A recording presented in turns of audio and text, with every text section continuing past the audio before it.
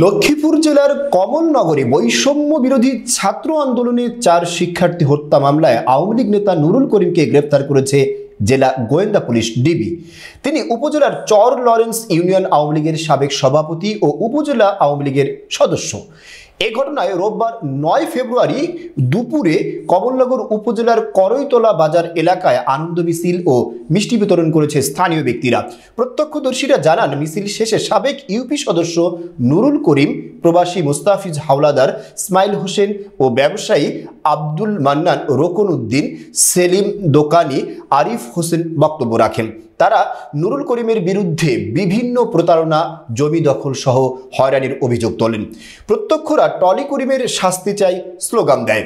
শনিবার রাতে কমলনগরের চর লরেন্স গ্রামের বাড়ি থেকে নুরুল করিমকে আটক করা হয়।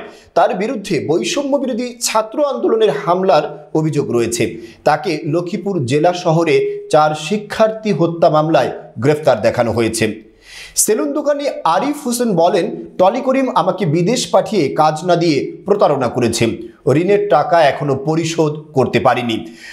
টাকার চিন্তায় আমি অসুস্থ হয়ে পড়েছি। ব্যবসায়ী আব্দুল মান্নান বলেন, রাতের অন্ধকারে টলি নুরুল করিম আমার দোকানঘর ভেঙে দখল করে নেয়। অনেকের কাছেই গিয়েছি, কেউ তার বিরুদ্ধে কোনো ব্যবস্থা নেয়নি। টাকা দিয়ে তিনি সবাইকে ম্যানেজ করে নিতেন। মানুষের জমি দখল করে এখন কোটি টাকার মালিক তিনি। চর লরেন্স ইউনিয়ন পরিষদের সাবেক সদস্য মোহাম্মদ নুরুল করিম বলেন, টলি করিম মানুষের দোকানপাট দখল করে টলি চালক থেকে কয়েক কোটি টাকার মালিক হয়ে গেছে। আদম ব্যবসায়ীর নামে বিদেশে নিয়ে অসহায় গরিব মানুষের সঙ্গে প্রতারণা করেছে। সে টলি করিম থেকে কোটিপতি করিম বনে যান। শুধু আওয়ামী লীগের রাজনীতিতে করে বলে এসব দখল বাণিজ্য করেন তিনি। তবে প্রতারণা সহ অভিযোগের বিষয়ে নুরুল করিম সম্প্রতি স্থানীয় সাংবাদিকদের কাছে দাবি করেছিলেন, শুধু রাজনৈতিক কারণে একটি পক্ষ তার বিরুদ্ধে উঠে পড়ে লেগেছে। লক্ষ্মীপুর জেলা গোয়েন্দা পুলিশ শাহাদাত হোসেন টিটো বলেন, করিমকে বৈষম্য বিরোধী আন্দোলনের 4 শিক্ষার্থী হত্যার ঘটনায় মামলায় গ্রেপ্তার করা হয়েছে।